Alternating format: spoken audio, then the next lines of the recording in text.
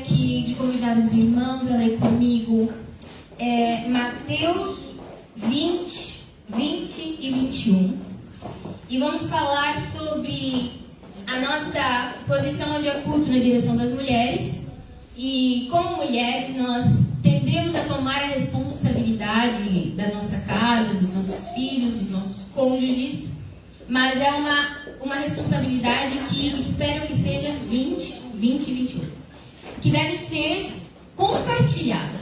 Porque uma responsabilidade tomada sozinha se torna fardo para nós. Então, nesta noite, Deus quer nos levar a um lugar, a caminhos mais altos, para elevar também os nossos pensamentos. Porque, como ele diz em Isaías, que tanto os pensamentos quanto os caminhos dele são mais altos do que o nosso. Então, hoje, Jesus quer nos convidar a esse lugar. Eu peço que vocês olhem agora e peçam para que Deus possa, através do Espírito Santo, trazer clareza ao coração e ao ouvido de vocês. Peço que vocês peçam a Deus que vocês sejam uma terra boa para receber a palavra dele. Jesus fala que nós, que é o conhecer a palavra que nos liberta e não entender. Temos que conhecer para ser libertos. O entender, como Jesus diz em Mateus 13, mais na frente nós entenderemos. Então, o importante aqui na igreja é nós conhecermos. O entendimento será dado ao caminho. Durante o processo, ao longo do percurso, nós passaremos a entender. Amém? Vamos ler então Mateus 20, 20, que diz assim: Então aproximou-se Jesus. Pode pôr aí, Então aproximou-se de Jesus a mãe dos filhos de Zebedeu, com seus filhos, e prostrando-se, fez-lhe um pedido. O que você quer? Perguntou ele. Ele, Jesus. Ela respondeu: Declara que no teu reino estes meus 2 filhos se assentarão, um à tua direita e outro à tua esquerda. Amém? Vamos fechar os nossos olhos e vamos orar. Feche seus olhos comigo. Põe a mão no coração e uma na cabeça e vamos orar. Aleluia. Espírito Santo, eu quero te pedir que o teu Espírito agora, neste momento, que o Senhor venha tocar em nós. Abra os nossos olhos e os nossos ouvidos. Prepare o nosso coração. Jesus, não pelo meu entendimento, não pelas minhas palavras, mas porque eu faço parte do teu corpo. Eu sei que de mim flui aquilo que está em ti, Jesus. Então, Pai, que o teu dom de sabedoria, que o teu dom do conhecimento, que é atribuído pelo teu Espírito, a como bem lhe apraz, que possa fluir nessa noite, que o Senhor possa nos encher com aquilo que o Senhor tem de melhor. Em o nome de Jesus, nós queremos caminhar contigo nesse caminho mais elevado. Nós queremos ter os nossos pensamentos elevados com os teus. Em o nome de Jesus é que eu te peço e já te agradeço. Amém, amém e amém. Então, para contexto, no capítulo 19, existe uma história muito conhecida que é de um jovem rico. E esse jovem chega até Jesus e pergunta: Jesus, o que eu tenho que fazer para entrar no reino dos céus? E que Jesus fala para ele: vende tudo que você tem, dá aos pobres e siga. Esse foi um conselho para aquele jovem. Mas para aquele jovem, esse conselho não pareceu muito bom. Então ele fez o quê? Foi embora, triste. Por quê? Porque ele queria seguir Jesus, mas não a esse ponto de ter que ser pobre também. E então, os discípulos, eles fazem uma pergunta. Pedro fez uma pergunta dizendo assim: e nós, Jesus, que abandonamos tudo, o que nós iremos receber? E ele fala com uma felicidade. Por quê? Porque eles tinham largado tudo para seguir a Jesus. Então, o interesse do coração deles falou assim: e nós? O que nós vamos receber? E nós que largamos tudo, o que nós vamos receber? Então, Jesus, ele fala assim, que no verso 28 do capítulo 19, ele fala: todos aqueles que me seguiram irão receber o direito de se assentar em um trono ao meu lado. Todos os 12, todos vocês que estão aqui, abandonaram mãe, pai, filho, amigo, o que é que seja, que abandonaram tudo e todos, receberão o direito de se assentar comigo no trono. E então, e por que os discípulos perguntaram aquilo? O porquê que essa mãe perguntou isso a Jesus? Porque nós temos a muito inferior a Cristo e ao seu Evangelho. Se nós não atribuíssemos, Jesus não nos daria o conselho de não lançarmos pérolas aos porcos. Sabe por quê? Porque nós temos esse costume. Tudo que é de grande valor, a gente só toma conhecimento do seu valor quando a gente perde. Ou quando estamos prestes a perder. Quando a gente tem um carro, a gente começa a reclamar que o carro é ruim. A gente vai vender. A pessoa vem comprar, a gente fala que é o melhor carro do mundo.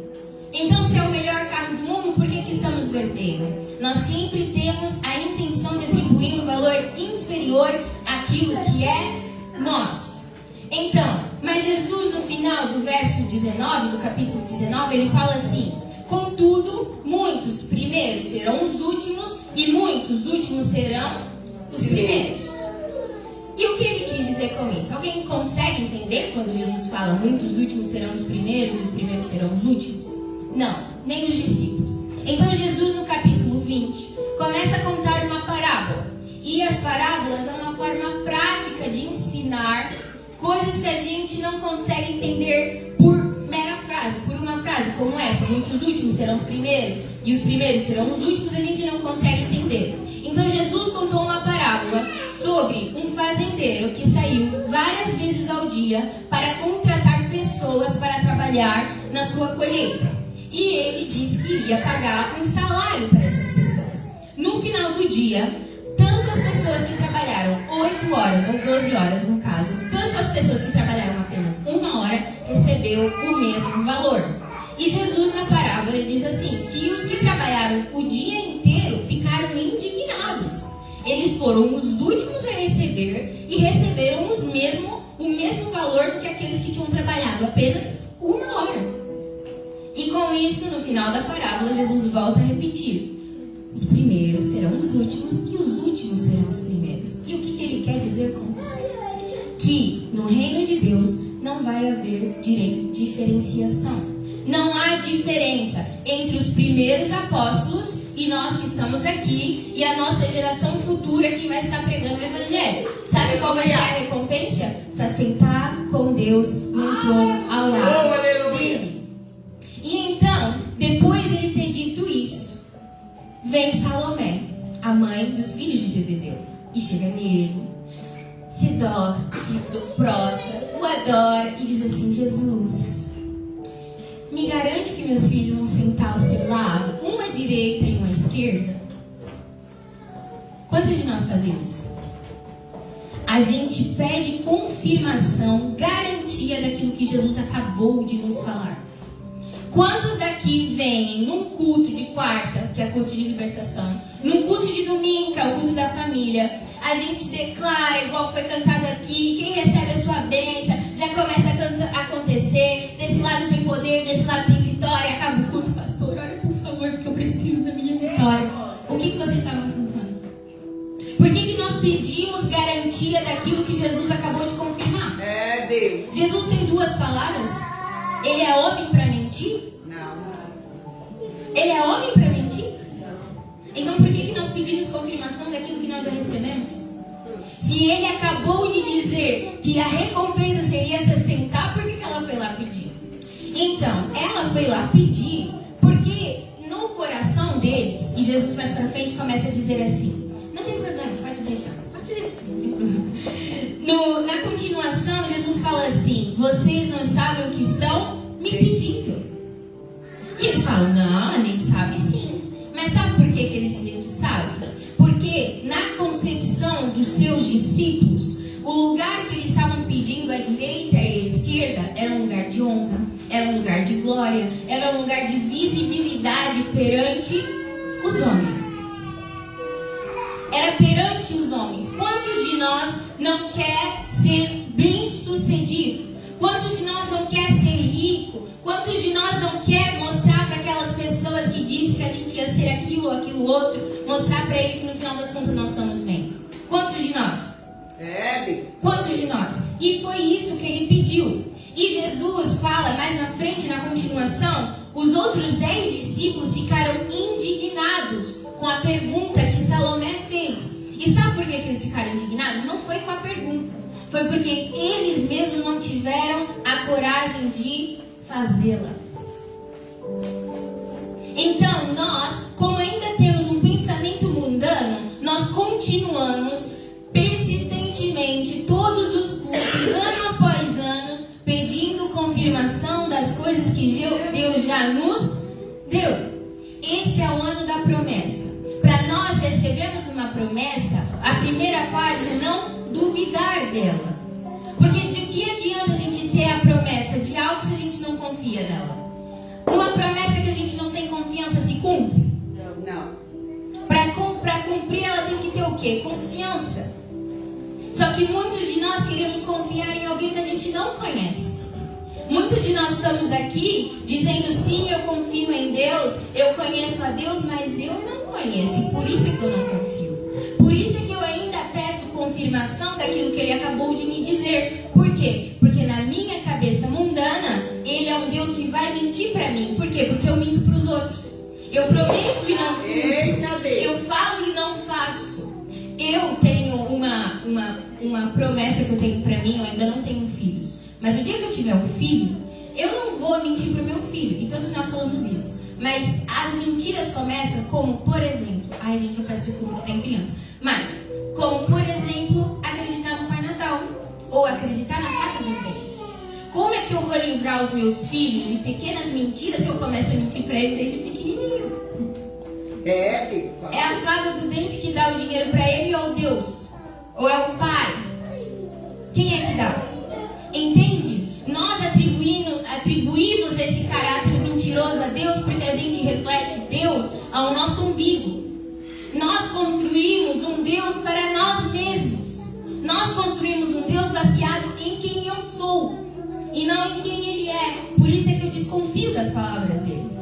Então, o que a gente esquece é que Jesus, nos versos 27 e 28 do capítulo 20, Ele vai dizer assim: e quem quiser ser o primeiro deverá ser escravo, como o Filho do Homem, que não veio para ser servido, mas para servir e dar a sua vida em resgate por muitos. Nós estamos procurando uma posição de honra, uma posição de poder, uma posição de visibilidade perante os homens. Mas quem aqui faz parte do reino de Deus? Levanta a mão. Quem faz parte do reino de Deus? Aleluia! Quem faz parte do reino do mundo? Quem aqui acha que pertence ao mundo? Então por que nós queremos ter visibilidade no reino dos homens? No mundo. Porque assim, no reino de Deus, aquilo que para os homens é sucesso, para Deus é fracasso. E no reino de Deus, o que é fracasso para os homens, para nós é sucesso. Aleluia. Sabe qual é a posição de sucesso para Deus? Ser escravo. Escolher a posição de sofrer para que outros possam ser livres. E muitas mulheres vêm e assumem essa posição, mas de forma carnal. Elas sofrem para si, para o seu cônjuge, para os seus filhos.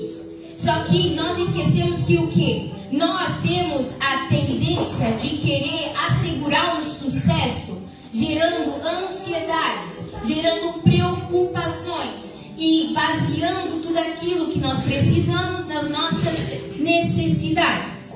E por isso que há um conflito entre o que eu quero para minha casa e para os meus filhos e aquilo que Deus quer para minha casa e para os meus filhos. Por quê? Porque nós tentamos ser o Messias da nossa vida. Nós tentamos trazer a salvação pelos meus meios, pelos meus méritos e pela maneira como eu ajo. Mas sabe quem é o Messias da nossa vida? Cristo. Sabe por que tudo que a gente faz fracassa? Porque a gente tenta fazer sendo nós mesmos o salvador da nossa casa. Sabe qual é o problema? Que ao invés da gente ajudar os nossos filhos, ajudar a nossa casa a obter a revelação de quem Deus é, de quem o Pai é, porque Ele é o fundamento para que tudo corra bem nas nossas vidas, Ele é o material necessário para a gente obter sucesso, a gente tenta fazer o quê? Pela nossa força, pelos nossos métodos, a gente força eles a alcançar um sucesso imaginário. Por quê? Porque isso os condena a uma escravidão. uma escravidão e corrupção dos seus interesses. Os nossos filhos são corrompidos eu ainda não tenho filho, mas por exemplo o meu marido, ele pode ser corrompido pelas minhas ansiedades, pelos meus interesses. Os nossos filhos, quanto mais ansiedade a gente coloca sobre ele, o que você vai ser? Você tem que escolher uma faculdade que te dê dinheiro, você tem que fazer isso e aquilo outro. Por quê? Porque nós estamos corrompê-los com as nossas ansiedades. E sabe o que é ansiedade? Ansiedade é falta de confiança em Deus.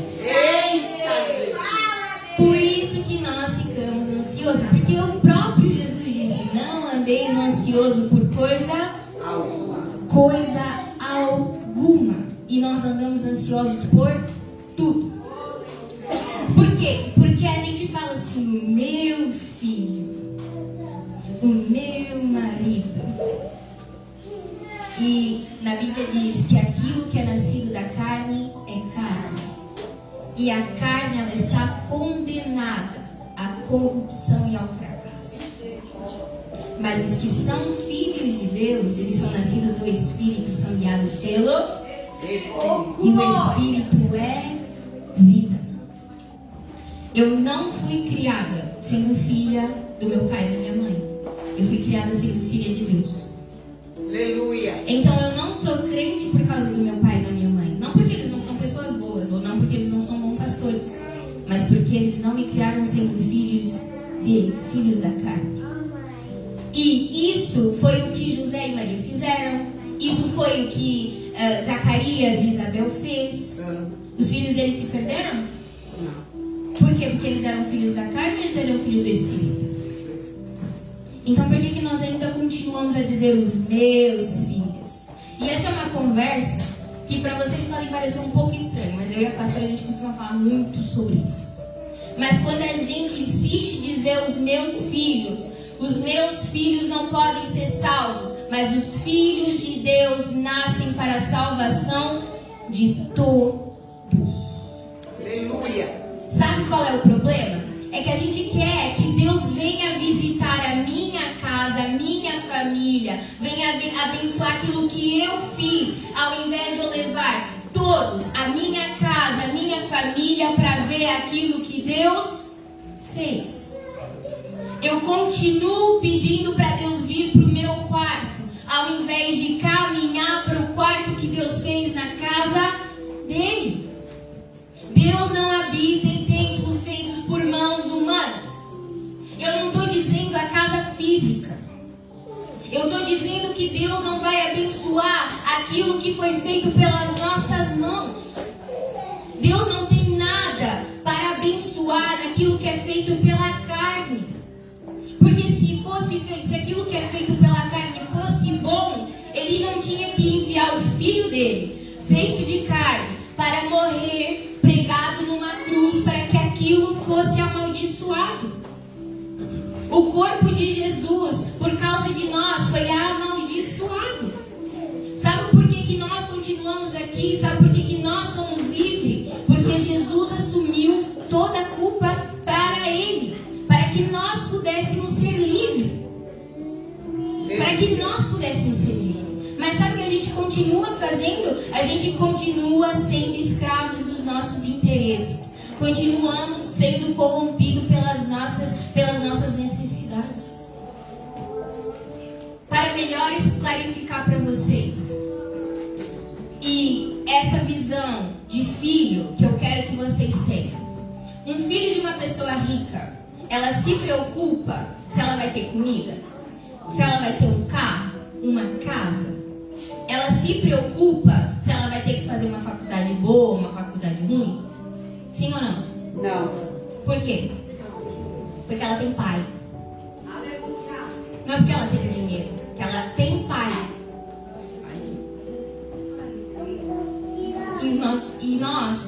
Mas as pessoas que moram dentro as pessoas que trabalham na casa com esse filho, elas têm todas essas preocupações que eu falei, não tem? Tem. Por quê? Porque elas têm um Senhor. Nós continuamos a vir para a igreja não como filhos. Nós viemos para a igreja como servos. A gente veio para pedir, implorar, Então a gente ora muito, a gente louva muito, a gente faz muito, achando que Deus é carente. Achando que Deus, quanto mais a gente gritar, mais a gente der dinheiro, Ele vai aparecer e vai falar, coitado, aonde que eu tava com a cabeça que eu não ouvi a Suzana, gente? Meu Deus. A gente acha que Deus é corrupto como nós, com os nossos interesses. É verdade. A gente acha que Deus, Ele é escravo das necessidades. Nós olhamos para Deus mais uma vez e achamos que Ele é um Deus que está escravo das necessidades de ser adorado. A gente acha que Ele é um Deus solitário e por isso que Ele pede pra gente vir aqui pra igreja de domingo e quarta-feira, ficar cantando e dançando. Não, gente. A gente vem pra cá porque nós somos um corpo só. E um pé, nós aqui, se eu tirar minha mão e pôr ela lá na cozinha, ela vai funcionar? Se eu tirar meu pescoço e pôr lá no fundo, ele vai funcionar? Nós viemos para a igreja para nós estarmos coesos, para nós estarmos unidos numa só fé, numa só esperança, numa só motivação. Cristo Jesus. Nós não viemos para cá para pedir absolutamente nada. Por quê? Porque o nosso Pai que está no céu, Mateus 6, o nosso Pai que está no céu sabe tudo o que nós iremos pedir. Se a gente tem que pedir, é para que Deus abra os nossos olhos. Se nós temos que pedir por algo, é para que Deus nos liberte da nossa escravidão. Para que Deus nos liberte de uma vez por todas. Quantos anos de igreja vocês têm para continuar duvidando? Quantos anos de igreja vocês têm para continuar sendo escravo de necessidades básicas? Quantas vezes vocês não experimentaram Deus provendo para vocês? Verdade, Deus. Deus nos livre de ser um novo Israel no meio do deserto, que foi impedido de entrar na terra prometida porque foi corrompido pelos seus interesses, porque o maná não era bom, porque a água estava demorando para chegar, porque as cordonizes não eram tão gostosas assim. Deus nos livre de ser assim. Deus nos perdoe de ser assim. Em nome de Jesus, Pai. Eu quero fazer uma... E para terminar, no final dessa parábola, Jesus, dessa história do capítulo 20, Jesus ele termina com a cura de 2 cegos, Mari. Ele fala que quando eles estavam saindo de Jericó, eles encontraram 2 cegos que começaram a clamar. Por que Jesus terminou todo esse ensinamento com 2 cegos? Para mais uma vez ensinar de forma prática aquilo que ele tinha feito. E eu espero que nessa noite isso também possa ter acontecido. Jesus curou 2 cegos para mostrar aquilo que ele tinha feito com seus discípulos.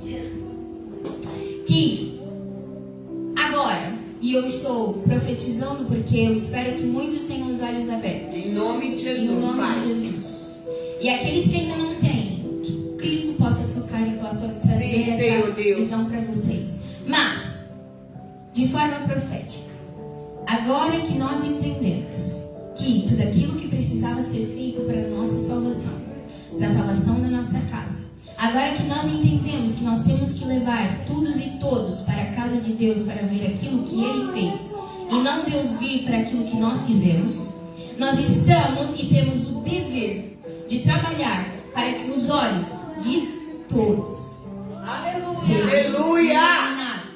E as pessoas que já foram declaradas livres, não continuem vivendo como se ainda fossem oprimidos e cegos. Quem se sente oprimido e cego é porque ainda não tomou posse da liberdade na cruz de Cristo. Quem ainda se vê oprimido e cego, mesmo tomando a Santa Ceia, mesmo há anos declarando que pertence a Jesus, que o seu corpo pertence a Deus, continuam se enxergando oprimidos e cegos. Que nessa noite vocês possam olhar para a cruz de Cristo e ver essa luz que falta resplandecer nos olhos de vocês. A única coisa que nos falta como corpo de Cristo é a gente entender que somente assim, olhando para Cristo, seremos mais que vencedores. E ser mais que vencedor é a gente poder ter perdas, é a gente poder perder, é a gente poder ser fracassado. Mas dentro de nós a gente saber que nós vencemos. Aleluia. Dentro de nós a gente saber que nós vencemos. E sabe qual é a nossa vitória? A nossa vitória é quebrar e frustrar o mundo. A nossa vitória é saber que em nós todas as portas do inferno não vão prevalecer. É saber que em nós a criação será liberta. É saber que através de nós eu posso sofrer para que outros possam ser libertos e salvos. Aleluia. Porque foi para isso que Jesus triunfou naquela cruz. Nós iremos receber sim um lugar de honra. Nós iremos receber sim as nossas coroas. Iremos receber sim tudo aquilo que nós esperamos. Em Cristo Jesus.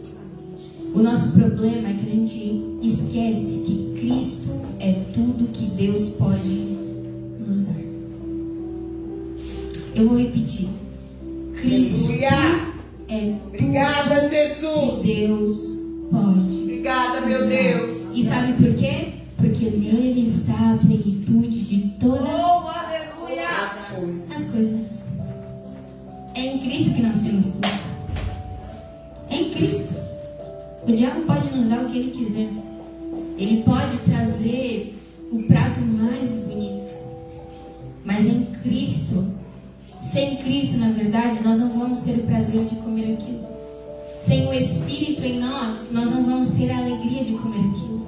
E por isso que eu disse que Deus nos livre de nós sermos o povo hebreu naquele deserto. Por quê? Porque eles ainda não tinham o Espírito dentro deles para trazer essa alegria, essa conformidade.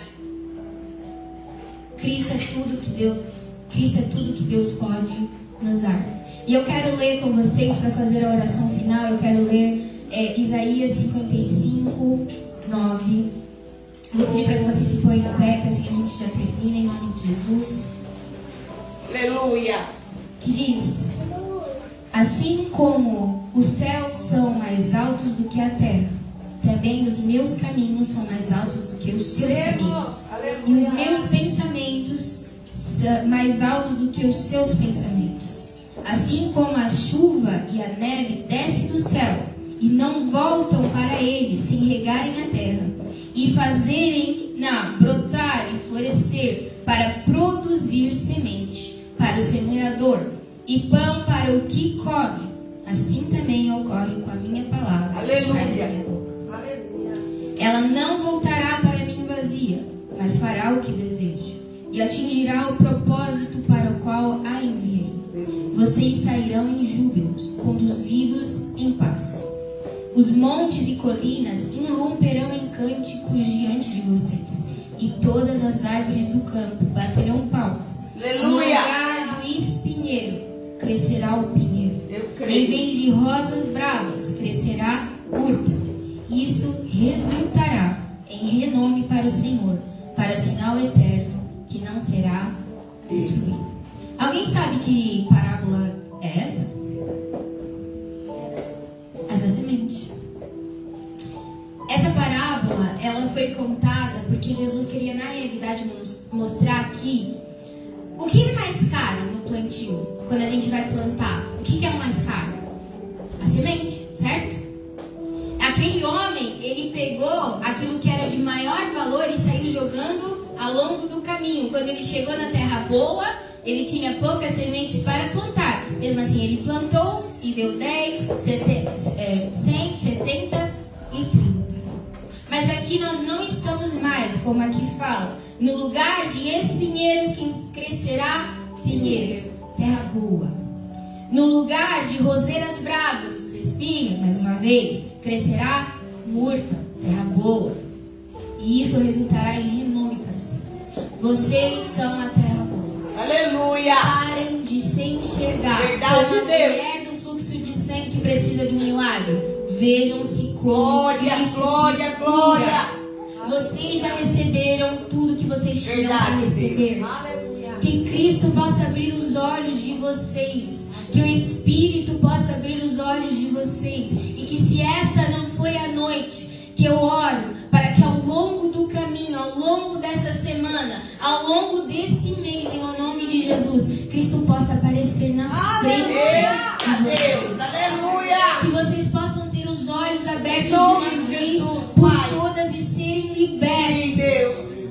Vocês são terra boa. Não deixe que o inimigo jogue esse dardo inflamado. Irmãos, orem. Orem pedindo que o escudo da fé seja erguido na frente de vocês. Aleluia. Busquem. Nós iremos vencer com a palavra do Senhor Sim, Jesus Deus. Eu creio. em nossas mãos. Aleluia. Em nome de Jesus, toda a criação precisa da manifestação dos filhos de Deus. Se vejam como filhos de Deus. Aleluia. Olhe para os seus filhos como filhos de Deus. Olhe para os seus filhos, liberte ele das suas ansiedades. Oh, Deus. Derrame sobre ele aquilo que Deus já derramou sobre ele, que é bênção. Amém. Em nome de Jesus, feche os teus olhos, vamos orar. Amém? Senhor Jesus, eu quero te pedir nessa noite, Jesus, Pai. Pai, que nós viemos ser de uma vez Sim, por Deus. todas libertas das nossas ansiedades. Sim, Jesus. Que nós viemos ser Liberta, libertos, Pai, dos nossos interesses. Em nome de Jesus, nós queremos Senhor. confiar em Eu Ti. preciso Nós queremos também, Te meu conhecer verdadeiramente. Aleluia. Ah, Jesus, quem nos dera ter os nossos olhos abertos nessa noite, para que a gente pudesse viver a vida que o Senhor preparou para nós. Ah, Jesus, quem nos dera, Pai, que a gente pudesse de uma vez por todas Aleluia. assumir, Jesus, a posição no corpo de Cristo Jesus, para que todos à nossa volta fossem libertos. Ah, Jesus, quantas as pessoas, Pai, oram, Pai, pedindo para que o Senhor venha, e nós estamos do lado e não nos mostramos. Oh, Jesus, venha nos libertar de nós mesmos, Pai, e do inimigo. Jesus, não deixe, Pai, que o inimigo impeça a gente de triunfar. Jesus, porque nós sabemos que não é sobre nós, mas é sobre Cristo e esse ressuscitado. Jesus, nós não queremos que o Teu sangue, o Teu corpo, que nós tomamos todas as Santa Ceia, seja em vão. Jesus, nos liberte, Pai, daquilo que nós não conseguimos discernir em Ti, Jesus. Jesus, abra os nossos olhos. Jesus, derrama do Teu entendimento, nos dê mais do Teu Espírito. Pai, nós não queremos fazer por interesse, nós não queremos mais fazer por necessidade, mas porque o Senhor primeiro nos amou, o Senhor escolheu nos libertar, o Senhor escolheu nos purificar, e por isso nós estamos aqui. Jesus, é a Tua mão que nos sustenta, Pai, é o Senhor quem nos guarda, não é o nosso braço forte, não é a nossa, Pai, maneira de pensar, mas é o Senhor. Então, Jesus, venha nos libertar de nós mesmos e do mal.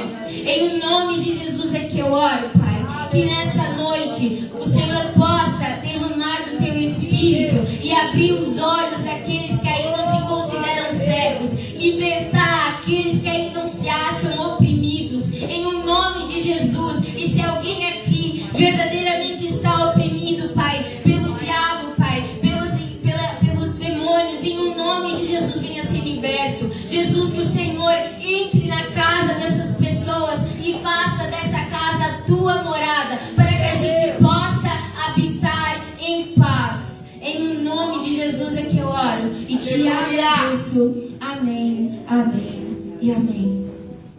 Glória a Deus. Amém.